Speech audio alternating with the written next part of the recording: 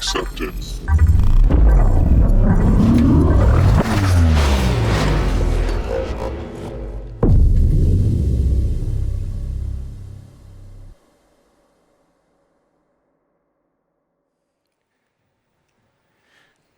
So I have 3 goals for today. Goal number 1 is to convince you all that it's a good thing to get old. Goal number 2 is to convince you all that we don't need to go faster. We should probably do the opposite and slow down. And goal number 3 is to convince you all that you should keep on coding until you die. So will I succeed?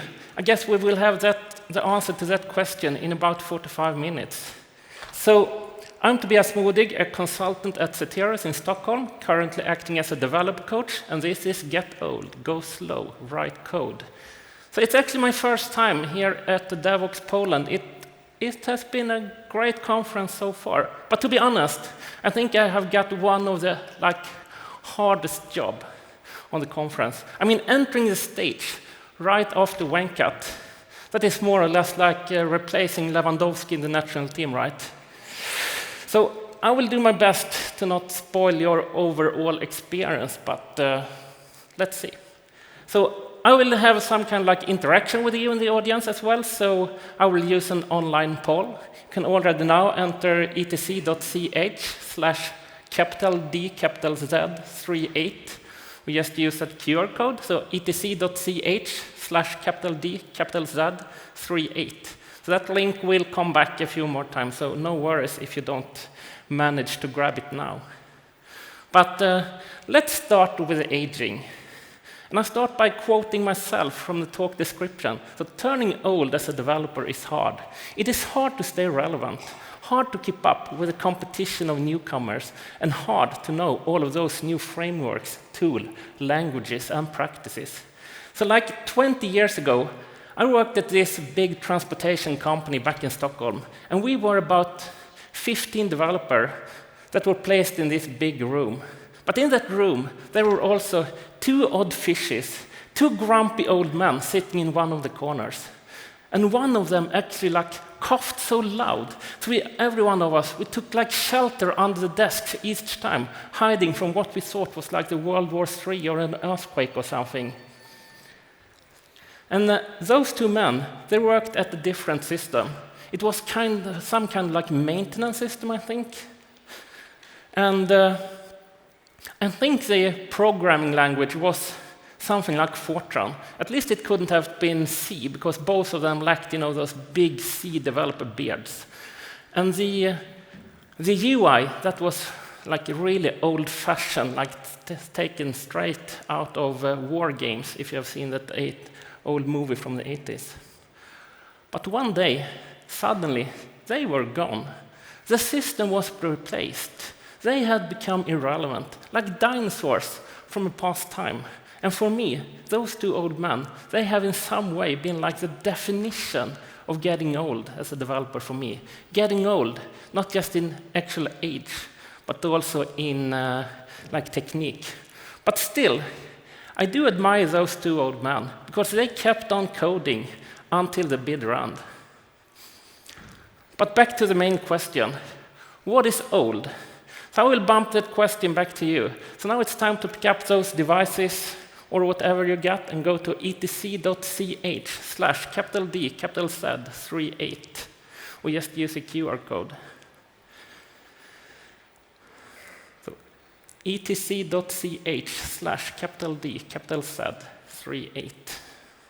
So I will remove that code in 5, 4, 3, 2, 1, 0.9, 0. Nevertheless, here we go. And that was actually just a warm-up question to check the technique. So if you could kill a Star Wars character, who would it be? Not that many killers in here, but I am quite upset to see that 14 people wants to kill Yoda. I mean, I have 16. I have one message to you. There is the door. And also like the Jar Jar Binks, Yoda ratio, almost 1-to-1 there. Not really amused. Let's get on with the real question instead. So question number 1 should be an easy one. What is your age? Are you 0 to 20, 21 to 30, 31 to 40, 41 to 50, or are you even older than 50?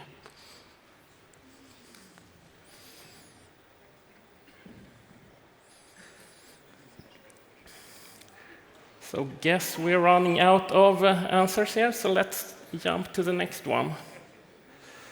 So from a developer perspective, do you consider yourself being old? Is it like yes, no, or more like, are you kidding me? I'm not old. So quite a tight race here.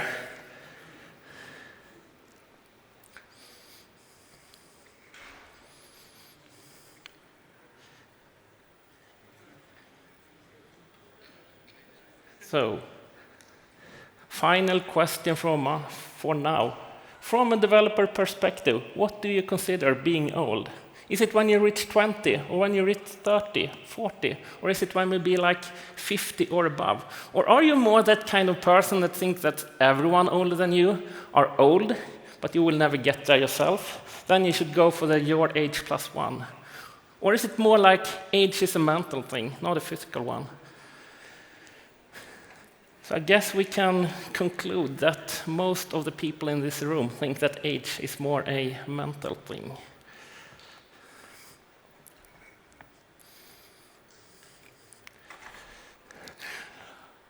So what actually got me into this age thing from the beginning was reading the Stack Overflow developer survey back in 2019. And it stated that the average age of a software developer it's 28. So 75% of us are below 35. And India has the youngest developer population with an average of about 26, while the Australians are the oldest with an average of 32. So compared to that, I would say that the audience in this room is a little bit older, if I remember the answers of the previous question correct. I don't know if it's like Java developers who's becoming like relics, the new COBOL, or if it's just the topic that attracts the older half of the conference.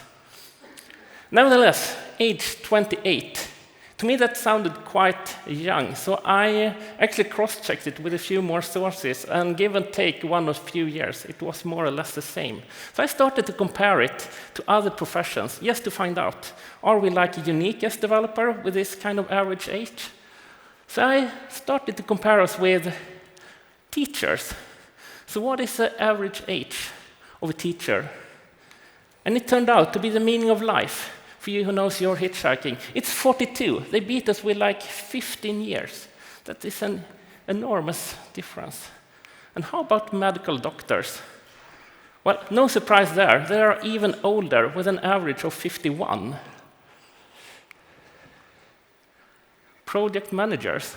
I think that is a quite interesting one, because I assume that we have more or less the same level of education. We work within the same employers, same organizations, same projects, maybe even the same team. So are we the same age? No way. They are as old as teachers with an average of 42. So I continued checking a few more like common office jobs, and I couldn't find anything with an age profile that was even close to the age of software developers. So I started looking at other types of jobs that don't demand those years at university. For instance, taxi drivers. What's the age of an average taxi driver? And they are even older than teachers. They have an average of 47. I needed to go lower. So I went to the bar, bumped into the bartender, and now we're getting closer, but still, they are 6 years older than us with an average of 34. And how about their colleagues in the restaurants, the dishwashers? But no luck there. They are the same age as the bartenders. And I was starting to be a bit grumpy, because I really wanted to find something by myself, using my brain, that had an age profile that looked a bit like software developers. And then I remember this tweet I saw. Minecraft players. What is the average age of a Minecraft player? And it actually turned out to be 24. We beat them with 4 years. That is not bad. But still, it's a bigger leap between being a developer and a bartender than between being a developer and a Minecraft player. And to be honest, Minecraft players, it's not really a true profession, right? It still felt a little bit like cheating. But then I get it. You can always count on the US military, right? And that was actually true. They have an average age of 27. And this is also more of an employer, right? Not really a profession. So this includes everything from like 5-star generals to tank drivers to pilots. So for instance, I expect a cannon fodder to be even younger than 27. And also, professionals within sports, for instance, professional football players, we are older than they. They have an average of 26, a little bit more, 26 and a half. And when actually cheating with that statistics, I found out a few more professions that had a lower age profile than us developers. I believe that the lifeguards were the youngest, with an average of 22. But still, I would claim that being a software developer is one of the absolutely youngest working people in the world. And when taking level of education under account, I would actually claim that we are definitely the youngest. But age, that's just one thing. What's actually more important to me is how long do we tend to stay within the profession? I will bump that question back to you again. So etc.ch/D, capital Z, 38. I will give you a few more seconds.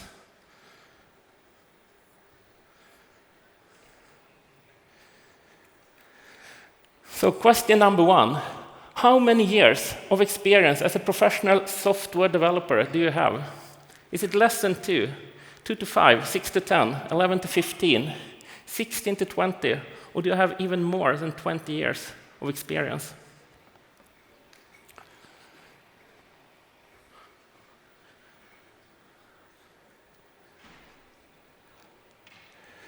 So I guess 6 to 10 is the most common result in this room. Question number 2. So what was the age of the best developer you have ever worked with? Was he or she below 20, 21 to 30, 31 to 40, 41 to 50, or 50 or above? 31 to 40 is really rocking here.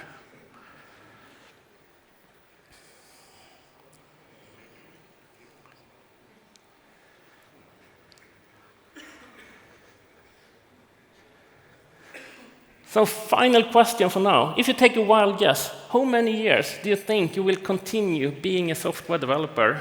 So is this your final year? Is it 1 to 2 years, 3 to 5, 6 to 10? Or do you think you will be coding for more than 10 years? Or do you actually think that you will code until you die? And let's just cross our fingers that that is actually longer than the other options.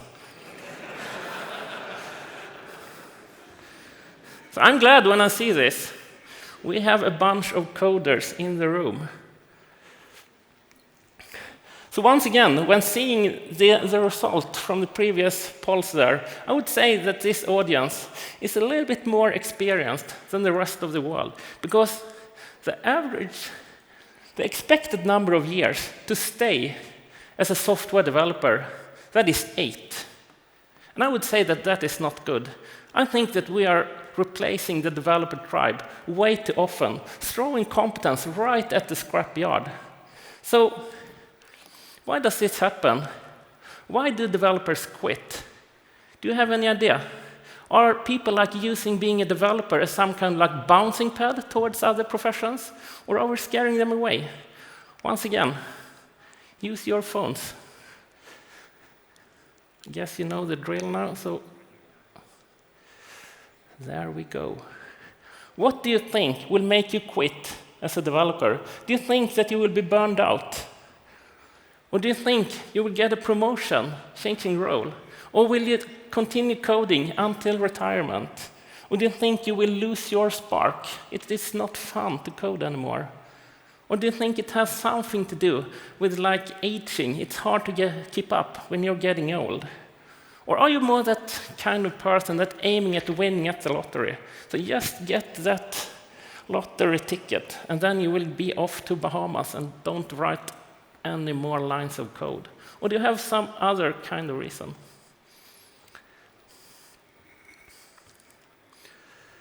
So I guess we have promotion at least, and then burned out. That is interesting. So when I read statistics, talk to colleagues, and having this talk, there is usually 3 things that stands out. And you were actually a little bit odd this time as well, because usually burned out is on place number 4. So usually the most common reason that developers quit is losing the spark. Well, it's not fun to code anymore. Getting a promotion. And the third big reason to quit is getting old. So I will elaborate a little bit more on those 3, starting with losing the spark. And for me, it would be interesting to know why people lose their eagerness to code. It is a little bit out of scope for this talk. But still, I think this is a very valid, but also sad reason. I mean, if you don't have the passion for coding, you should probably not have it as a profession either. So the day you start waking up and get the feeling that I don't want to code anymore, then you have my total blessing to get on and do something else. Totally. But how about the second big reason to quit? Getting a promotion. Climbing the company hierarchy, changing role, or what I should call it. Well, if it's in combination with losing the spark, I think this is a really good way out. You can continue working with people you know, etc. So that is a good way out to end the coding. But if not, well, I actually stepped into this trap myself once. So I was quite surprised, but also really flattered when I was asked to become head of development at the .NET place. But I'm sorry to say that it was so boring. Instead of doing what I loved, like writing code, what I think I'm decent, well, at least quite good at, I was sitting at those budget meetings, and I was discussing resources or arguing with a cab. You know, the change advisory board, or these changes that my developers did in our mobile app could not make aeroplanes to fall down from the sky. You might think that that was a bad joke, but it's actually true. I had to convince this group of hopefully quite smart people why changes in our mobile app could not make aeroplanes to crash. So did I do a good job? Well, I think my teams liked me, and I was pretty good guarding them from the insanity of company administration. But from many other points of view, I was probably not that good. And I guess we all have seen this. Just because someone is a great developer, that person will not be a great boss, or a decent project leader, or even an okay CTO. And there is actually a term regarding this, stated in the late 60s by Lawrence J. Peter and Raymond Hull. And it's called the Peter Principle. And the Peter Principle states that a person who is competent at doing their job will earn promotion to a more senior position, which require different skill. But if the promoted person lacks the skills required for the new role, then they will be incompetent at the new level, and so they will not be promoted again. So according to this, people will get promoted until we will reach our level of incompetence, and there we will stay, being incompetent, for the rest of our lives. And that will eventually lead to what's called the Peter's corollary. So in time, every post tends to be occupied by an employee who is incompetent to carry out his duties. So according to this, we more or less have companies out there where everyone is incompetent. Of course, this is a little bit satirical, but it got some truth in it as well.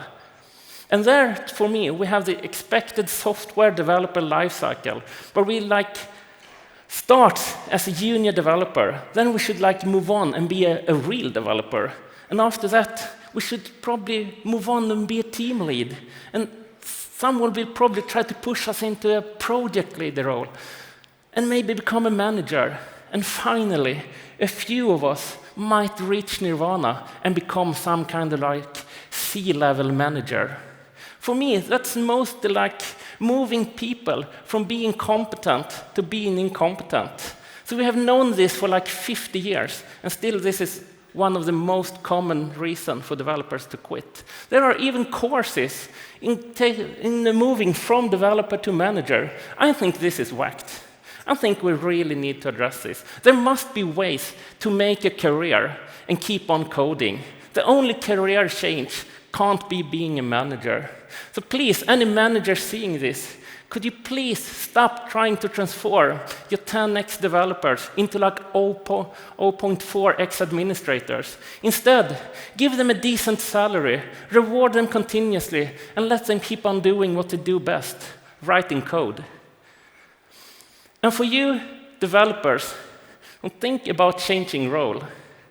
If you really think that you have the passion for it to go down that road, please do it. But if not, think it over. It's not worth it. I have tried. So how about the third big reason to quit? Getting old, getting slow. So is it a problem to get old when you're a developer? I mean, maybe Zuckerberg were right.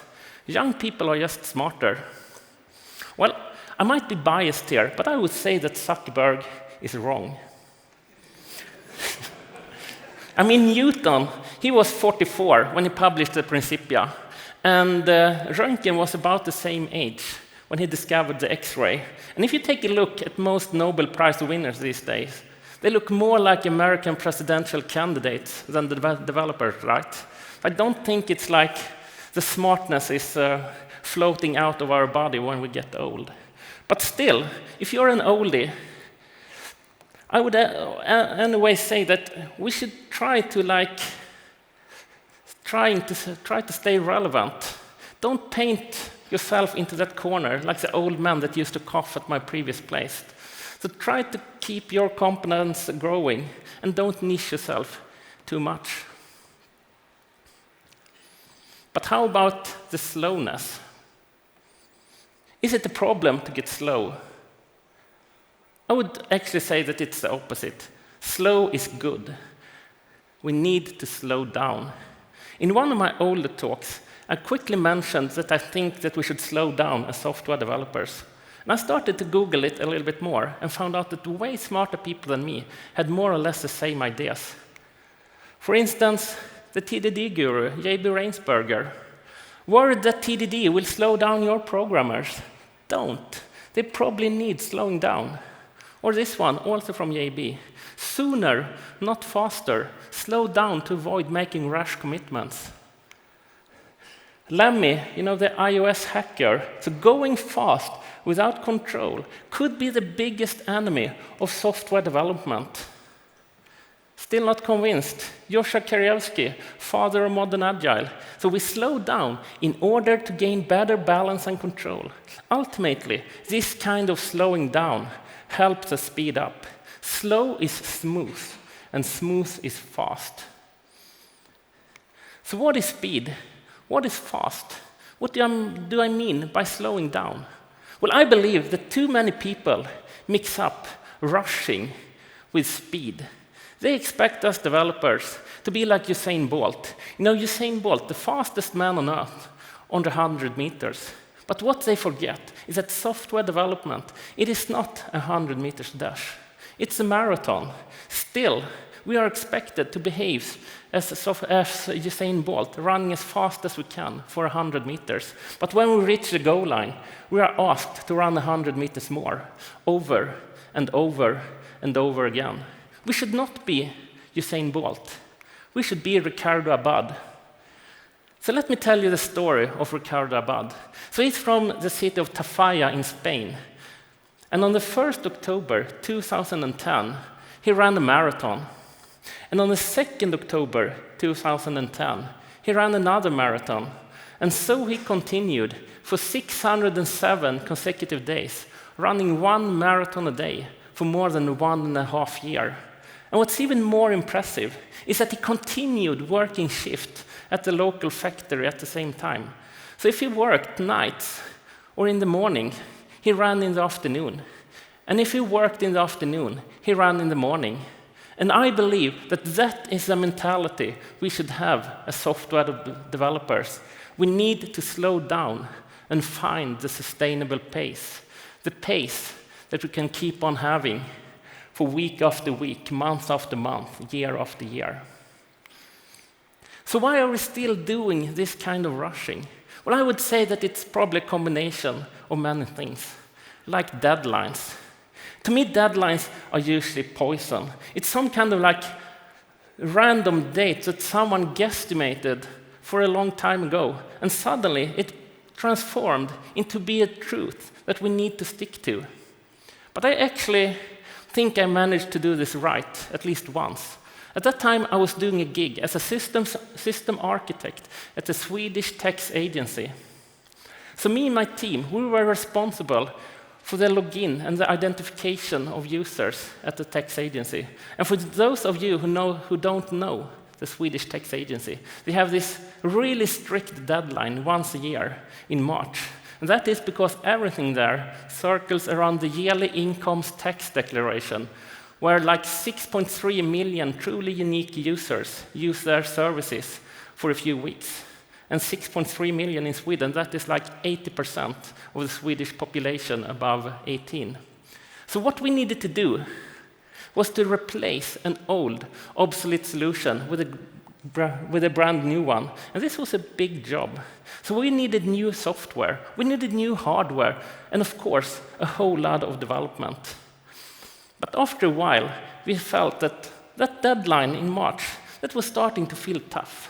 We needed to take a decision. So should we rush? Should we work overtime? Should we cut some corners and build a hopefully working, but definitely crappy solution? Or should we wait for a year and trying to build a quality solution? And this time we actually took what I still think is one of the best decisions in my career. We actually waited. Sure, it costed some money. We lost some prestige, but we could build a solution that was easy to maintain, that we could use for the years to come, and that we could be proud of. So not even that really strict once-in-a-year deadline was actually a true deadline. But that is unfortunately one of the few occasions that I have ever seen this. And what I believe is another big rushing factor are actually the lean and the startup movement, where we are told that the only thing that matters is to be the first on the market to deliver. But to be honest, how often does it really make a difference to your company if we rush to push something out instead of keeping a controlled pace? Maybe once or twice for a few of us in a lifetime, but for most of us, I would say never. I mean, taking a few Swedish examples here. For instance, Spotify. I don't think that they will lose listeners just because a share playlist with a QR code will be a week late because we need to write some unit test. And I don't think people will stop playing Minecraft just because B update must wait for the next release. And I can definitely assure you that people won't move their mortgage loan to another bank just because they can't download the latest interest rates as a PDF file from the website. But those users, they will definitely start looking for other solutions or options, if we start building a crappy solution that we can't change at all in a few years' time. And also, how about all the bad implementation in the name of Agile? I mean, just listen to the word sprint. What does that imply? Let's rush as hard as you can for 2 weeks, then come back tomorrow and we start a new 2 weeks rush. That is just like asking Usain Bolt to run a 100 meters race right after he reached the goal line, and that he should do it over and over and over again. I think that we need to slow down and find the sustainable pace. And the Agile Manifesto, it actually also promotes this. So Agile processes promote sustainable development. The sponsors, developers, and users should be able to maintain a constant pace indefinitely. And also, if you know your XP, extreme programming, you should remember sustainable pace as one of the key concepts. So based on this, I would claim that it doesn't matter if you're getting a little bit old, a little bit slow, because it doesn't come down to who is the fastest on the keyboard, who knows all the shortcuts in IntelliJ, who knows the new techniques, or who can understand everything without asking those stupid questions. It all comes down to the quality of the code, because it's still so much faster in the long run to build something right instead of building something fast. So if you're getting old, if you're getting slow, you will still provide so much value to your organization as long as you can produce quality code. Robert C. Martin, Uncle Bob, he also claims that if your software is getting harder and harder to develop, you are doing something wrong. And for me, that is exactly what happens if we rush. I mean, our software will be harder and harder to make changes in. And after a while, the only thing that's left to do might be to start the big rewrite. I mean, who has not been there, building something new with a strict deadline? So you don't really have the time to do it properly. So you cut some corners, you cheat a little bit with a unit test. You have the best intention to fix it later when you get more time, but not really now. I fix it like the sprint after the next one when we get more time. But believe me, you won't get more time later. So that crappy code, that will live on. That will hunt you down, and that will bite you. And suddenly, your application will be in such a bad shape, so you can't change it at all. So the only thing that's left is to start the big rewrite. So the same people start building the same applications once again, but they don't really have the time to do it properly. So they cheat a little bit with the unit tests. They cut some corners. And there we go again. There is a word for this. It is called waste, and it can kill a company. Also, Martin Fowler, he claims that the fundamental role of internal quality is that it lowers the cost of future change. But there is some extra effort required to write good software, which does impose some cost in the short term. I think Martin is on my side as well. So if we want to be fast in the long run, if we want to lower the cost of future change, then we need to make some investment in the beginning to build something slow. But he also claims that developers find poor quality code significantly slows them down within a few weeks. So be honest, according to this, there's not that many cases where we actually gain on rushing, right? Not even in the short run, because most software tend to live way longer than just a few weeks. But now you have been listening to me way too long, so time to pick up those phones again. etc.ch, capital D, capital Z, 38. I will give you a few more seconds.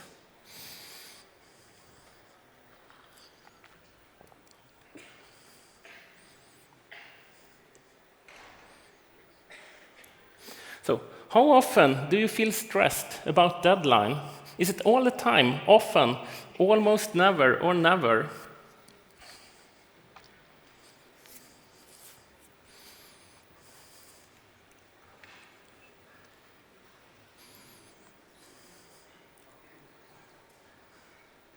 So a little bit majority to the stressed side, I would say. Question number 2. How often do you cut corners, taking shortcuts, cheating with the quality? All the time, often, almost never, or never. Tight race here.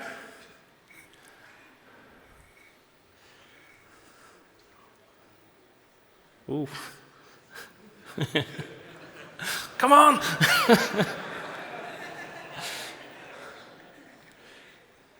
Yeah, let's go for the final question for now. So why do you cut corners? Do you feel like pressure from the management to deliver? Or do you feel pressure from the team to deliver? Or do you feel pressure from yourself to deliver? Or is it more that quality is boring or unnecessary? Or do you, I don't really know what quality is. Or do you have some other kind of reason? Or are you actually one of those superhumans that actually don't cut corners? We have at least 23 of you here in the room.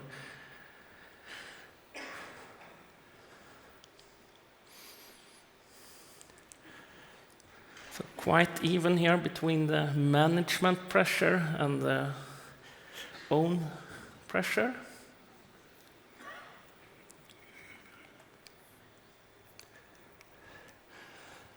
So when I see those answers on the previous polls, I get a little bit spooked, a little bit scared, because more than 50% in this room agrees that they cut corners, cheat with the quality. And I'm not really remember, but I think it was 80% or something that feels pressure to deliver before the quality is in place.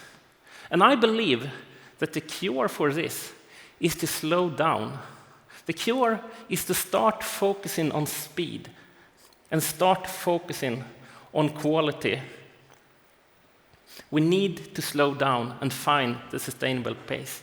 So let me wrap up this talk with a few examples what I mean with slowing down. So I believe that we should slow down and take the time to practice. Take the time to improve your skills. Attend conferences. You are all here. That is great. Read books. Watch videos. Read blogs. Have coding katas, etc. But, and there's a big but, I think that you should have the right to do this within your regular working hour. This should not be something that is up to you to do in evenings, weekends, holidays. If your company wants you to do a good job, they should also make sure that you have the right skills and that you have the possibility to improve your competence at work. And I also think that we should slow down so we can tweak our process, eliminate the waste, have, for instance, retrospectives, and make sure to have a good outcome from those retrospectives. Not just a nagging meeting for an hour. Make sure to have some outcome, and it takes the time to actually implement those improvements. And I think you should slow down and take the time to plan ahead. I think that we usually do this the least when we need it the most. So make a habit of planning your day. Use sprint planning, for instance, and the daily stand-up. For me, the daily stand-up is a planning meeting. It should focus on what shall we do today. It should not be a reporting meeting about what we did yesterday. Focus should be what shall we do today. And I think you should slow down so you can take time and refactor your code. Remember the Boy Scout rule. Always leave your campground a little bit cleaner than you found it. And I think you should slow down so you can start building quality code from the beginning, because that is the only way to be fast in the long run. So one last time, do you agree with me? etc.ch/D/Z38. You will now go home and take the course, Developer to Manager. Or will you actually start slowing down? Or will you rush a little bit harder? Maybe you should promise yourself to keep on coding until you die. Or will you just play some Minecraft just to raise the average age? What about they could beat us? Or will you actually learn something new? Fortran, for instance. A whole lot of Minecraft player. Maybe I should get some kind of cashback here.